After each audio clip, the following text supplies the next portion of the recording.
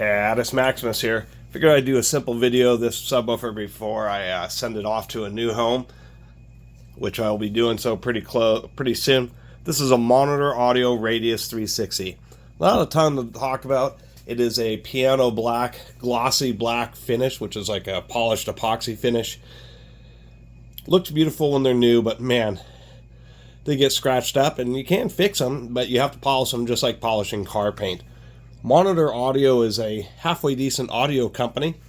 You always kind of know or can recognize their logo from, that strange, kind of looks like a crown. I think they are based or were originally from the UK, although like with so much audio equipment, a lot of it's made in China. Actually, I think this one is too, although I'm not entirely sure.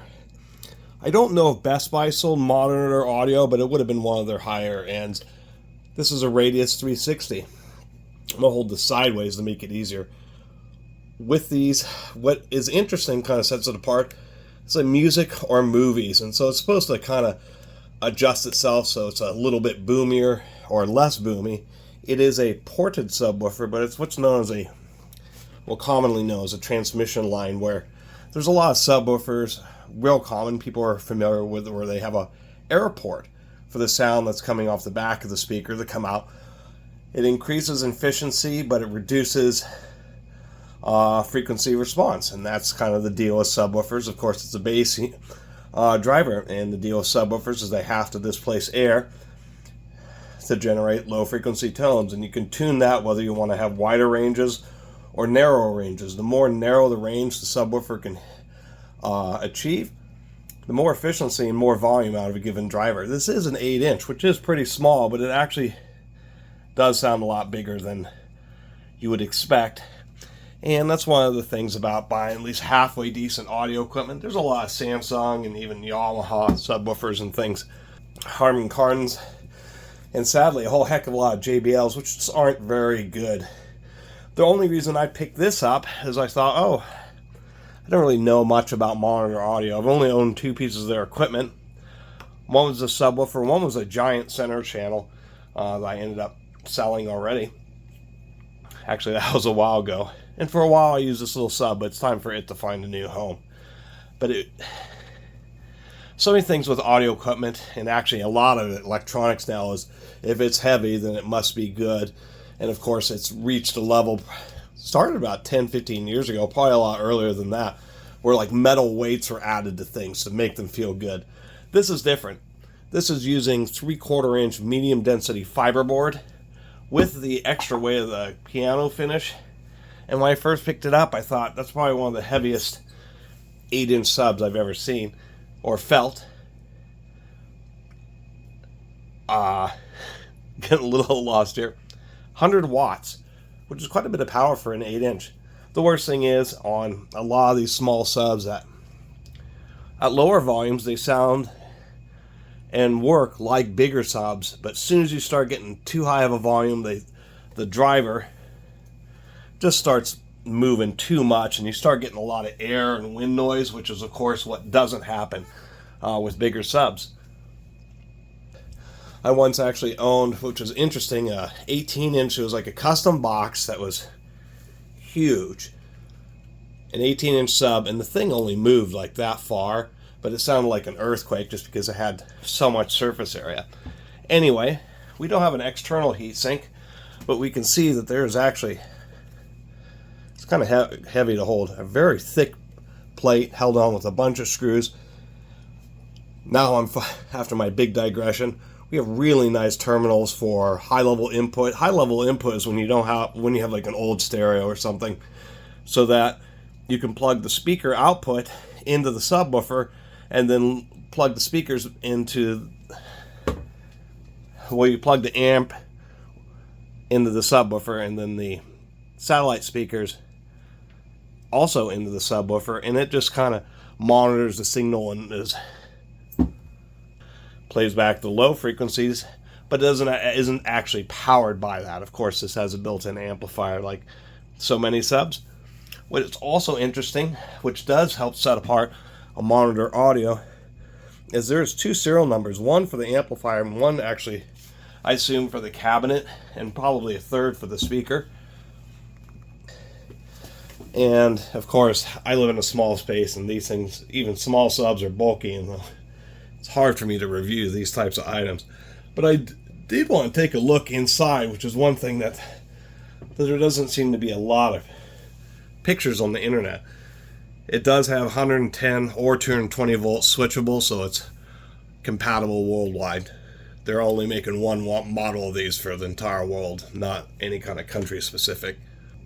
So there was one other person who made a video on YouTube about this subwoofer, and he does a really good job. And he's saying these things are real. Said that they retail for like 500 pounds, which is like $700 in the US or something. So kind of expensive. And here we go. What are we caught up on here? Oh, I see. We've got the LED light wire. So I will say this is a almost 20 years old. Look at that. Manufacture date April 2006. From the one that the British fellow made a video on, this is definitely a different version because it has a different colored glue, but it has the same kind of cheesy stuff. Like the front LED light is just soldered to the back, some terminals on the back of this filter and control board, which is unfortunate. And interestingly enough, the MDF is black where it was more wood color in one that he had, but it is indeed 3/4 inch. So, you know, with audio coming, it's kind of like clothes. There's a whole bunch of money goes to overhead to keep the company running because of how few products. I mean, Monitor Audio is not selling these like pairs of Nike shoes. And it's always kind of annoying because, you know, the reason being is you have some things like a nice cabinet. I think if we look in here, we actually have a pretty nice driver. That's a big magnetic shielding cap, which is just pointless. I mean, TVs, it's been 10 or 20 years since really the phasing out tube screens and televisions. So magnetically shielding the magnets on speakers, particularly subwoofers that are going to be far away from your TV, is a waste of money. It's a 4 ohm, has no other markings on it.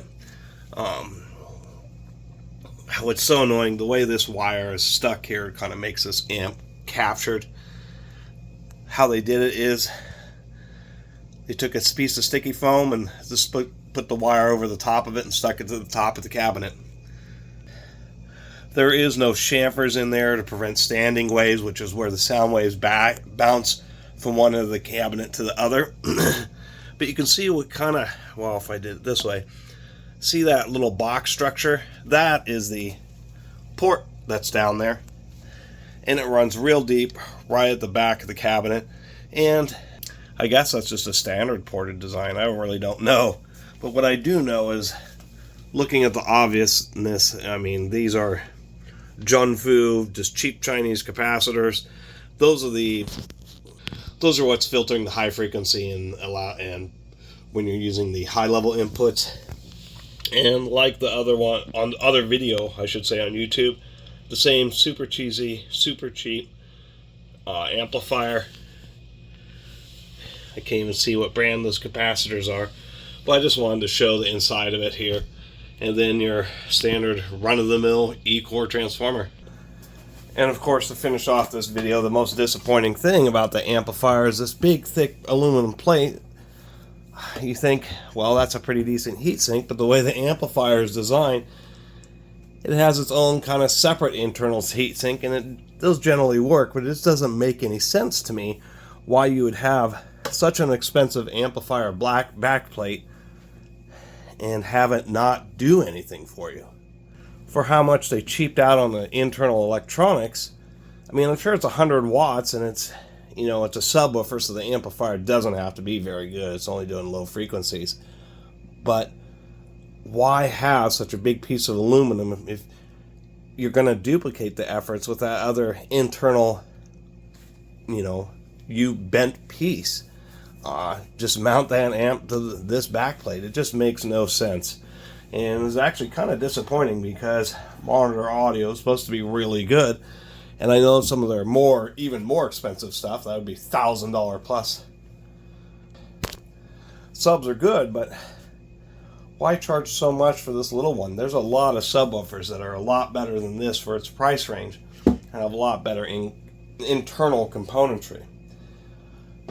And what they make up for it is kind of like a halfway decent driver and just a really heavy cabinet, which does help with the sound, but kind of gives you a false sense of quality when really it's like a textile and just has a high markup. Just a little disappointing to me. I don't do many audio equipment videos, but when there isn't many, especially when it's like old equipment, kind of pre-YouTube era, there's just not many videos about that kind of stuff. And so I like to just provide another opinion just for anybody who may run into one of these used and may want to watch a couple videos about it. Anyway, see you next time.